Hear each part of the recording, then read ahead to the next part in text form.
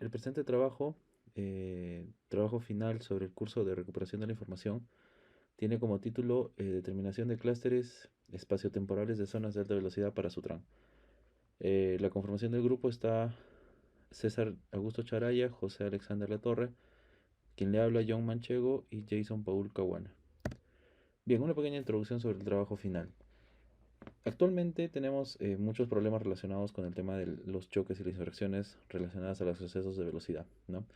El presente proyecto tiene como objetivo entregar una herramienta para que la Sutran como entidad fiscalizadora pueda identificar esas zonas de exceso de velocidad en el Perú y que sea un facilitador para su personal de fiscalización y puedan ellos generar algún tipo de infracciones dentro de esas zonas, ¿no? Que es lo que ellos necesitan conocer.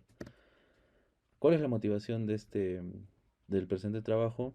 Que actualmente la Sutran no, como entidad fiscalizadora no cuenta con una herramienta en la cual ellos puedan identificar esos puntos donde se generan esos excesos de velocidad, ¿no?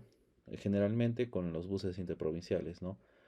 Las personas que transitan a nivel de las regiones de nuestro país no generan ese tipo de excesos y generalmente no son detectados a tiempo, ¿no? O no son contrastados con los sistemas de monitoreo satelital que cuentan. Bien, el objetivo general es determinar las zonas del Perú con mayor reincidencia de exceso de velocidad y los específicos, realizar un correcto ETL de los datos, construir los algoritmos de clustering con el algoritmo de scan, hacer una lectura de resultados y visualización y la implementación de la herramienta de visualización.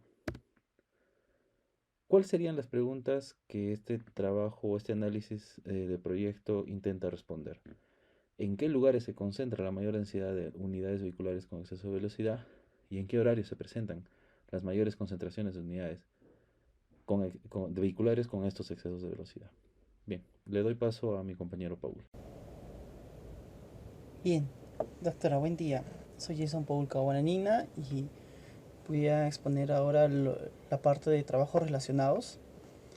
Para empezar, todos los trabajos relacionados que se han ido, los que han sido escogidos, tienen bastante relación con el proyecto. Entre ellos hemos sacado distintas ideas, características, como voy a mencionar. Y bueno, más que nada la principal característica que hemos tenido entre todos, digamos, la principal el requisito es que tenía que aportar al proyecto. Entre ellas, vamos a ver que que tengan sí o sí, que trabajen con datos con GPS y bueno, visualizaciones, demostrando de visualizaciones en clústeres, ¿no? Que es lo más importante. Pues nuestro primer trabajo relacionado es con Song. Este autor ha trabajado ha trabajado con tweets para identificar, ¿no? Las zonas de emergencia. Y bueno, esa data ha obtenido a través de celulares y las ha ido graficando por mediante clústeres. Algo muy importante de este trabajo es que se muestra, ¿no? Por ejemplo, en la imagen derecha, de cómo ha ido identificando por niveles de riesgo, ¿no? Entonces, este tipo de visualizaciones, al menos este tipo de selección de intensidad, se ha tomado muy en cuenta para nuestro proyecto, ¿no? Bueno, en el caso de Barca, muestran también clústeres en los mapas de emisiones con CO2. Y bueno, ese trabajo también utilizó, ¿no? GPS y, bueno, técnicas de aprendizaje automático para obtener estos clústeres, ¿no? Algo muy interesante que también se ha realizado en este trabajo es, pues, bueno, que lograron estimar que el operador del tipo de vehículo, ¿no? Más eficiente en cada clúster y cada cuánto iba, por ejemplo, emitiendo su CO2, ¿no? Al final lograron reducir la emisión de CO2 a través de gráficamente, ¿no? En los clústeres a través por recomendaciones. Entonces tuvo un impacto ambiental, se le podría decir. En nuestro trabajo relacionado 3 tenemos el trabajo de Marcos, en donde identifica un modo de transporte basado, ¿no? En GPS también. Y bueno, y también se proporciona un enfoque también de aprendizaje no supervisado para identificación del modo de transporte, ¿no? Como se ve, por ejemplo, en la parte derecha, vemos cómo se ha ido trabajando, ¿no? ¿Cómo se llama? Los clusterings, ¿no? Algo muy interesante también es que han trabajado con autoencoder, ¿no? Para utilizar los segmentos Bueno, utilizando los segmentos de trayectoria, ¿no? De tamaño fijo, sin etiquetar, como se menciona, es un trabajo no supervisado. Y bueno, y obtenieron muy buenos resultados también en este tipo de, digámosle, de enfoque, ¿no? Otro trabajo también muy interesante también que se tuvo fue el de CAM, que también se tomó en cuenta para nuestro proyecto, que era más que nada la visualización, ¿no? De interactivas regiones con segmentos, y más conocido también como los points, los puntos de interés, ¿no? Que también trabajaron con clústeres, que también utilizaron con Camins, ¿no? Entonces, fue muy interesante también cómo utilizaron las herramientas, ¿no? Para poder demostrar estos clústeres. Y como trabajo relacionado último, tenemos el trabajo que nos ha recomendado usted, justo el de Brasil, de Sao Paulo, que lo consideramos importante tenerlo presente. Y bueno, más que nada, ¿no? Realizó una grabación espacio-temporal en donde trabajaron con la identificación, ¿no? De incidencias de delincuencia. Bueno, hicieron un clustering en Sao Paulo de 300 grupos para determinarlo justamente de ello, ¿no? Y utilizaron Camins y bueno, algo muy interesante también es de que su interfase visual también se tuvo muy en cuenta al momento de poder presentar nuestra herramienta visual, ¿no? Entonces, fue un trabajo también muy interesante. Seguidamente voy a conversar un poco del método, de cuáles son las tareas de que el usuario contempla junto con nuestra herramienta, ¿no? Y bueno, entre ellos tenemos nuestra tarea uno que es seleccionar clústeres, ¿no? Selección de clústeres con mayor densidad. Pues sucede que para esa tarea, en nuestro usuario, ¿no? Una vez que están, obviamente, ¿no? Dentro del sistema, cada usuario de los RAM puede visualizar de forma rápida y eficiente la densidad. Es decir, ¿no? Me refiero a las reincidencias en excesos de velocidad, ¿no? En la tarea 2 que es la visualización de horas clave por clúster, me refiero a las horas en donde hay ese tipo de incidencias. Y bueno, y el representante de Sutran puede estar seguro en qué momento pasa exactamente ese tipo de incidencias. No basta tampoco con saber dónde es o la fecha, etcétera, sino también necesitamos una información precisa, ¿no? Y un poco más general, justo fue la selección por clases por fecha. Como mostró mi compañero Alexander, se ha trabajado por rangos de fecha.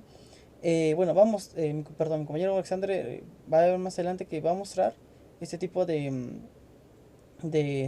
visualizaciones, ¿no? Cómo se dan. Algo muy importante también es tener en cuenta que se puede determinar comportamientos por temporadas, ¿no? Como también para tomar decisiones en base al tiempo más que nada. Bueno, y nos tarea 4 que es explorar la ubicación geográfica de clústeres. En otras palabras, la herramienta permite navegar en el mapa al hacer la selección de clústeres. Es decir, puede ampliar y navegar en el mapa, ¿no? Como puede ver características un poco más avanzadas, como por ejemplo la calle, avenida, y un poco más generales, dependiendo de lo que es la ciudad, ¿no? Etcétera. Entonces esta función es muy vital para los controladores de Sotran, para que tengan una ubicación exacta también en donde realizar sus operativos, ¿no? Entonces, eso sería todo. Más adelante voy a hablar un poco más de las discusiones y de las conclusiones. Muchas Doctora, le habla el integrante del grupo César Augusto Charayo Lazo. Yo le voy a comentar acerca del pipeline del proyecto y de la parte analítica del modelo. ¿Sí? Este es el pipeline que hemos definido para abordar la solución a nuestro problema definido. Todo comienza con las transmisiones GPS, guardándose luego de estas en un servidor SQL Server, extrayendo con un script en SQL la base de datos que queremos, hacemos después un muestreo y por último hacemos el entrenamiento para obtener finalmente la base de datos que va a ser finalmente visualizada con el software de Power BI. ¿Sí? Entonces, para comentarles acerca también de la parte analítica, voy a ir intercambiando los slides para que sea más entendible la explicación. ¿Sí? Entonces, la parte analítica, el modelo, el pipeline de Machine Learning que hemos establecido consta de artefactos y procesos. ¿Sí? Y un ingrediente que es propiamente la infraestructura, ¿no? Donde viven todos estos procesos y artefactos. Entonces, ya mencionando los componentes, pasamos al primer artefacto que son las transmisiones GPS, que son el lado izquierdo. Estas transmisiones que utilizan la tecnología GPRS que está en nuestros celulares, que son las 2G, 3G, 4G, son las que transmiten, son los que él aparte que es ingestada luego a un servidor de base de datos SQL Server 2014 y que es utilizado para análisis y también para la propia solución de nuestro pipeline, que es la extracción de la base de datos de exceso de velocidad mayor a 100 kilómetros, ¿no?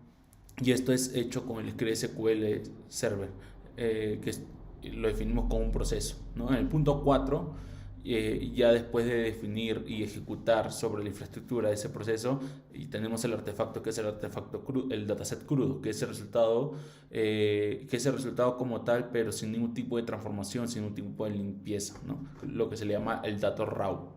Entonces, este artefacto, este dataset es luego pasado al proceso de limpieza de datos o data wrangling, que se le conoce, y que consta de dos puntos principales. Primeramente es la eliminación de duplicados y el establecimiento de tipo de datos, ¿no? A veces por un tema netamente de la tecnología GPRS, a veces y por la latencia también es que llegan señales duplicadas. Entonces, estas señales duplicadas es en sí misma la misma señal. Entonces, si la seguimos conservando, pueden dañar propiamente el entendimiento y el modelo generado de esta data. Entonces, ese es el objetivo de la eliminación de duplicados. Después establecemos el tipo de datos, es más sobre todo para poder manejar el dato como latitud, longitud, que sea flotante, o el dato de timestamp, que no sea string, sino sea un propio dato timestamp, ¿no? Entonces, después de esto, tenemos el dataset procesado después de esa limpieza y transformaciones, y posteriormente pasamos a estratificar la data. ¿Por qué hacemos esto? Si vemos a la izquierda es la distribución de la data original de todo el 2015, y a la derecha la distribución estratificada por fecha-hora. Lo que hacemos primeramente es, en la fase anterior que habíamos hecho la eliminación de duplicados y habíamos tipado la data, lo que hacemos es establecer una columna llamada timestamp a la hora, de tal forma de que podamos, si miramos la distribución de frecuencia de todas las horas del año 2015, y establecemos a un ratio de aproximadamente 3.75% de sampling o de muestreo, que es el lado derecho, vemos que se llega a conservar la distribución de frecuencia, que es parte de la conservación de la data y también nos permite manejar de mejor forma y procesarla, ¿no? Entonces, ese es el objetivo de muestreo, de que tengamos data razonablemente manejable y que conserve la distribución original de los datos, ¿no? Entonces, bajo esta data es que llegamos a la parte netamente del entrenamiento, ¿no? El entrenamiento con el modelo de DBSCAN que se hizo con el lenguaje C++.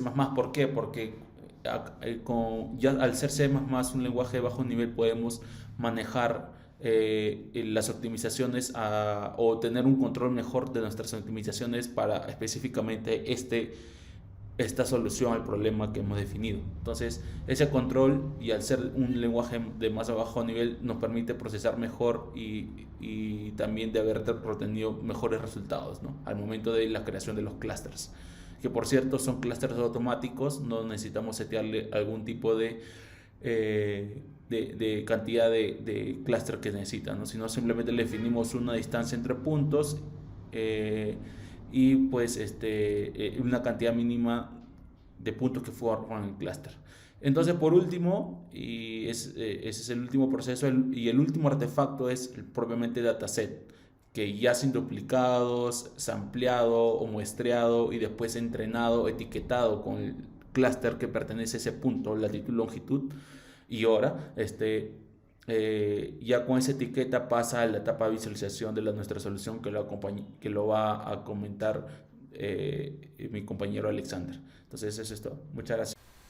Bien, doctora, buenos días. Mi nombre es José Alexander Latorre y vamos a ver el modelo visual, la parte visual del modelo. Bien, el proceso previo de la parte analítica nos entrega un archivo con todos estos datos en formato plano, ¿no? Acá tenemos el clúster, el código del mensaje, la latitud, la longitud, el segmento de los puntos de acuerdo al nivel de densidad del clúster, la fecha, la hora y la velocidad. Una vez teniendo esto, se carga en el Power Query, que es parte del Power BI, de esta manera, y se procede con la transformación de los datos. Los pasos para la transformación de los datos se encuentran acá, todos estos pasos. Bien, una vez que ya se han transformado los datos, se pasa al Power BI para poder identificar los objetos visuales con los que vamos a trabajar, que básicamente son filtros, tarjetas y medidor. A estos objetos visuales se anexan las medidas que se encuentran en la parte derecha. Se configuran cada uno de los objetos visuales. El objeto visual principal es Maxbox, que es una plataforma que se integra con el Power BI para poder lograr estos mapas de calor. Se integran a través de un token. Bien, una vez teniendo ya definidos todos estos elementos, se proceden a los dashboards a un primer plano, segundo plano y tercer plano, y se integran para que pueda el usuario navegar. Bien, a continuación vamos a ver el caso de estudio número 1 en el usuario, en la que el usuario desea conocer en qué lugares se encuentran los clústeres de mayor densidad y cuáles son las horas punta con exceso de velocidad mayor a 100 km por hora, para que se destine recursos de su TRAN a la ejecución de operativos. Entonces, al entrar el usuario a la herramienta, lo primero que ve es un dashboard general con dos indicadores: el número de clúster total a nivel nacional 2073 y el promedio de velocidad 100.525 km por hora. El total de la data o el total de clúster ha sido dividido por rango de densidad. Entonces acá tenemos, por ejemplo, este primer clúster indica que es un clúster que va de 1 a 8 puntos, a 8 eventos. Luego tenemos de 10 a 11 eventos y así sucesivamente. Estos clústeres han sido agrupados de forma cualitativa por el nivel de densidad, de manera que tenemos clúster de alta densidad, baja densidad, media densidad, muy alta densidad y muy baja densidad. Entonces, nos interesan de acuerdo al caso los de alta o muy alta densidad. Vamos a seleccionar muy alta densidad.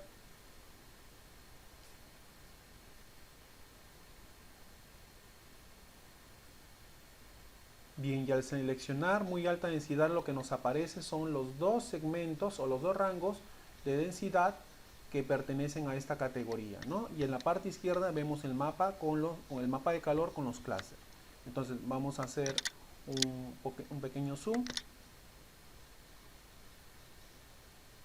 Y acá tenemos los cinco clústeres. Acá está el número de clústeres y acá está para esta selección la velocidad por medio, ¿no?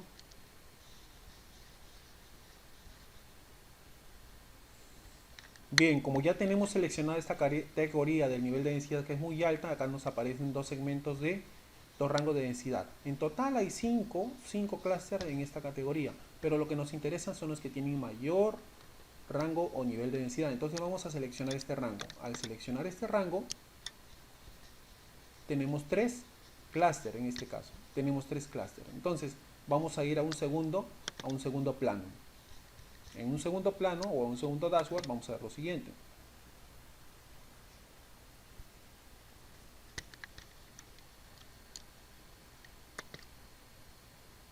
En este plano o en este dashboard podemos ver los 3 clústeres que pertenecen al rango elegido, ¿no? Y podemos ver la ubicación geográfica acá en el mapa de calor. Si hacemos zoom vamos a poder tener mayor detalle, ¿no? Vamos a ver.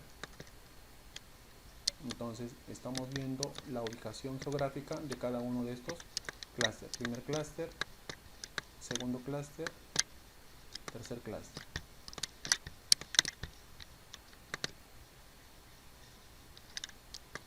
¿No? Vemos la carretera por la que está pasando cada uno de estos clústeres, ¿no? Hay dos clústeres que están muy juntos. Bien, entonces ahora vamos a seleccionar estos 3 clústeres para poder pasar al siguiente plano, a un mayor detalle, para poder ver las horas punta de cada uno de estos clústeres. Estamos viendo que en color rojo, ¿no?, se encuentra las 00 horas y la 1 de la mañana con mayores eventos en esta columna. Y en esta otra columna el promedio de velocidad por cada una de las horas.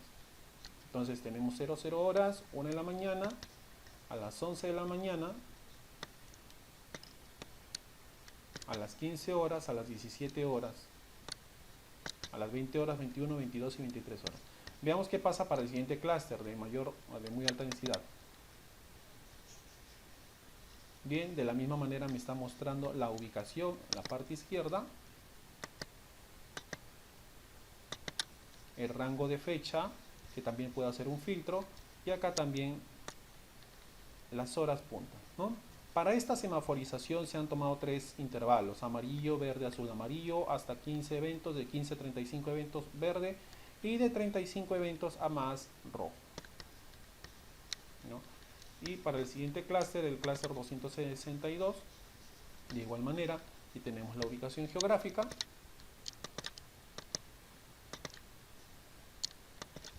Tenemos la ubicación geográfica del clúster con el número de eventos, que son 508, como aparece acá en la parte gráfica del mapa de calor, y aparecen las horas puntas con su respectivo promedio de velocidad. Y si queremos ver el promedio de velocidad general de todo el clúster, acá lo tenemos como indicador. ¿De acuerdo? Bien, también lo que podemos hacer es lo siguiente. Podemos terminar con el filtro y pasarnos al siguiente rango de densidad.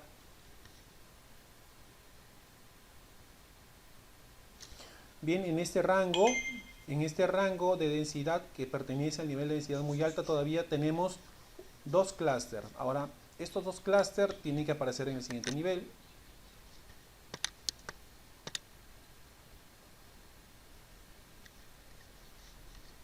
Bien, ahora aparecen los 2 clústeres, el clúster 8 y el clúster 24, aparecen en este segundo nivel, como se aprecia acá en la figura. Ahí también se aparece que uno está al lado de Huacho y otro está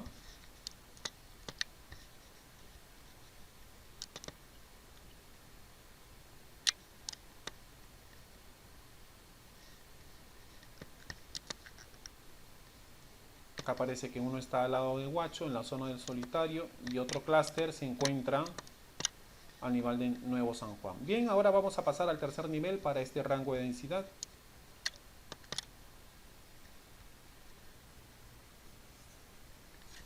Bien, ahora que ya sabemos dónde están ubicados los clústeres, vamos a seleccionarlos, cada uno de ellos los seleccionamos y pasamos al siguiente nivel, más en detalle. El siguiente. Bien, en un tercer nivel, nivel de detalle, ya tenemos acá los 2 clústeres y ya tenemos acá el promedio de velocidad de los 2 clústeres, que es 107 km por hora. Acá tenemos un intervalo de fecha, ¿no? El intervalo de fecha, y acá vamos a tener las horas punta. Entonces vamos a seleccionar el clúster número 8.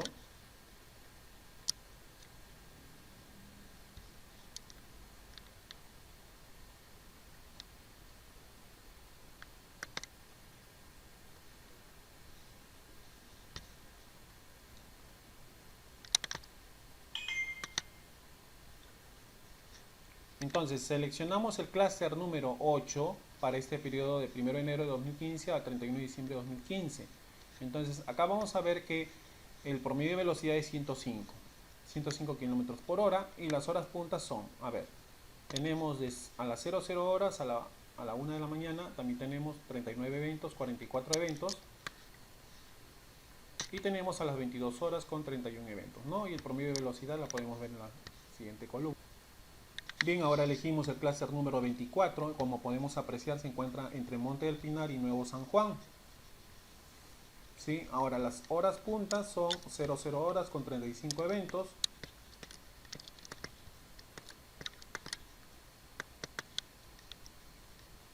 ...22 horas con 51 eventos y 23 horas con 43 eventos. Y en promedio la velocidad es de 109 km por hora. Ahora vamos a hacer un filtro por fechas. Vamos a hacerlo para el primer semestre, el 1 de enero de 2015 al 31 de junio del 2015.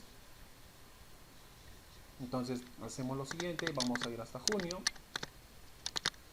y le seleccionamos 30 de junio. Vamos a ver cómo es que varían los datos. Y en esta manera tenemos acá 481 puntos para ese tiempo, para ese periodo de tiempo, y no aparecen en rojo porque la semaforización en rojo es a partir de 45 eventos. ¿Ok? Solo aparecen en verde y en amarillo. Y en este periodo de tiempo hay un promedio de velocidad de 109 km por hora. Bien, continuando con la exposición, a continuación voy a hablar un poco sobre lo que es el tema de la discusión. Bueno, en este proyecto se utilizó SQL Server como gestor de base de datos. Considerando en equipo, hemos considerado que es mucho mejor trabajar con MongoDB, ya que es bueno hacer una propuesta que utiliza una estructura no relacional, pues MongoDB se desempeñaría muy bien, mucho mejor que SQL Server, y además una ventaja que tiene es que haría la lectura y filtro de datos de una manera mucho más rápida y limpia, ¿no? Y bueno, como segundo punto tenemos que para el preprocesamiento utilizar el 100% de la data filtrada. Bueno, se recuerda que para este proyecto se utilizó solamente un 3.75%, ¿no? Sucede que la cantidad de datos era mucha, era enorme, entonces es por ello que se tomó esta decisión de trabajar con muestreo. Siguiente punto es para la aplicación del algoritmo de clustering, ¿no? Se tomó como referencia en este caso dos modelos más representativos que son el K-means y el DBSSCAN. Bueno, el K-means se debe mencionar, ¿no? Que bien como sabemos nosotros, se define primero un K, que es el número de agrupaciones iniciales que se debe de definir, lo cual en este proyecto se hace inviable, ¿no? Su uso, bueno, por más que nada por el motivo que debemos de definirlo en un principio. Ya que no existe en realidad en ese caso como tenemos que es un ejercicio, es un problema no supervisado, una opción viable es el modelo de densidad discreto, que en este caso es el DBSCAM, ¿no? Que es un algoritmo basado en densidad que marca como layers, ¿no? Aquellos puntos que no superan un umbral de densidad establecido más que nada por dos valores. Entonces, esto es muy importante y también se tiene que tener en cuenta del 1000 puntos que se aplica, ¿no? Que más que nada es que establece el número de mínimo de puntos en el cual se debe haber el entorno, ¿no? Para que se considere que supera la densidad mínima. En este proyecto le hemos encontrado que lo hace ideal, de pronto no la mejor opción, pero sí lo hace ideal, que lo hace idóneo en la aplicación, para en este caso de estudio, al momento de trabajar con una cantidad enorme de datos y bueno, y no he definido estos K en un principio, ¿no? Entonces es algo muy importante que también como equipo tomamos en consideración. Y bueno, y finalmente el uso de la herramienta del Power BI, ¿no? Consideramos que el Power BI es una herramienta muy potente, ayudó bastante en este proyecto por el tema de la visualización, en el tema de ver gráficamente el mapa, etcétera, ¿no? Pero se considera que es mucho mejor desarrollar una herramienta nativa, se podría decir, una herramienta creada desde cero. ¿Por qué? Porque se hace mucho, la herramienta quedaría mucho más personalizada y con muchas más opciones de trabajo, ¿no? Como por ejemplo se ve en el caso de los antecedentes, en el caso de estudios de visualización de delincuencia en Brasil. Entonces, entonces se hace mucho más interesante trabajar con ese tipo de herramientas, ¿no? Entonces se considera eso, que es mucho mejor trabajarlo de forma nativa. Sí. Bien, ya para terminar nuestra exposición, voy a comentar un poco las conclusiones que se ha tenido en el proyecto. Bueno, este proyecto proporciona una herramienta, ¿no? Visual, como mostró mi compañero Alexander, y bueno, en donde básicamente nos enfocamos en determinar los clústeres, ¿no? Por exceso de velocidad, mediante la revisión de datos espacio-temporales, que es nuestra área en donde estamos trabajando. Y bueno, otra cosa que hemos tenido es que todos los datos con los que se ha trabajado han sido reales, que son datos reales de una empresa privada que nos ha proporcionado esta data. Y bueno, son datos reales desde enero a diciembre del año 2015. Y como mostró también mi compañero César, se han realizado distintos algoritmos de transformaciones, ¿no? Como por ejemplo, como por ejemplo extraer los excesos de velocidad repetidos, ¿no? Que no nos apoyaban. También se realizó un muestreo de 3,75% de la data total para poder realizar el procesamiento con el algoritmo de DBSCAM debido a la cantidad enorme de datos que se ha tenido, ¿no? Entonces también tenemos que, bueno, otra conclusión es que el presente proyecto muestra a los usuarios los criterios de visualizaciones por niveles. Esto ayuda bastante. ¿Por qué?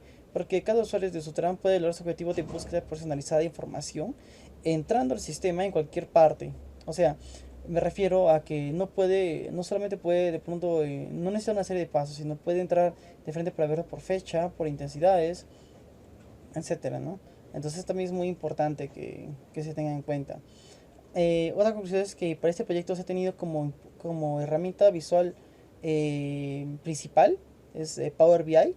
Se ha tenido también se ha tenido una oportunidad de desarrollar una visualización con la API de Maps, pero bueno, no se ha presentado porque nos dimos cuenta que en Power BI, por el tema del tiempo y el tema de, más que nada de tiempo y de visualizaciones también que permite al usuario navegar fácilmente con esa herramienta, y no hemos visto mucho más oportuno trabajar con ella, ¿no? Bueno, en este caso se demostró que también que Power BI es una potente herramienta que permite rápidamente, ¿no?, la interpretación, en este caso de incidencias en exceso de velocidad.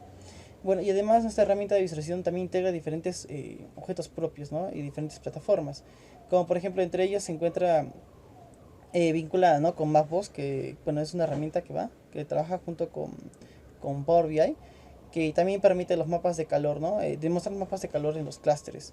Y esto es muy importante porque, como como mostró mi compañero, se puede ver a nivel nacional, ¿no?, con un detalle que también permite la ubicación geográfica, como por ejemplo, como mencioné anteriormente, pues se puede determinar la ciudad, la calle, ¿no?, avenida, etcétera.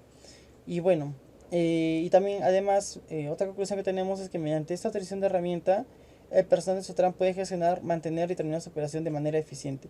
Como se mencionó, cada tarea que el usuario de Sutran requiera hacer se va a poder integrar a la herramienta sin necesidad de muchos pasos previos, ¿no? La herramienta es súper intuitiva y súper entendible, para que se pueda, no se necesita mayor conocimiento, ¿no?, para poder utilizarlo. Y bueno, y finalmente el aporte presentado que se tiene en ese proyecto es para resolver en un futuro de pronto temas relacionados en excesos de velocidad, ¿no?, que se han encontrado, como por ejemplo el caso de gobierno, ¿no?, en cualquier caso de gobierno que se requiera de pronto solucionar problemas de tránsito, etcétera, en peatones también, y bueno, más que nada en ellos, ¿no?, en otros también ámbitos referidos al rubro. Y bueno, y además también se puede definir diferentes situaciones problemáticas en base a ellas, y también se puede capturar, se puede reutilizar la experiencia de trabajar con Power BI para las visualizaciones, ¿no?, que es muy importante también resaltarlo. Entonces, con eso concluiría mis conclusiones, para la redundancia.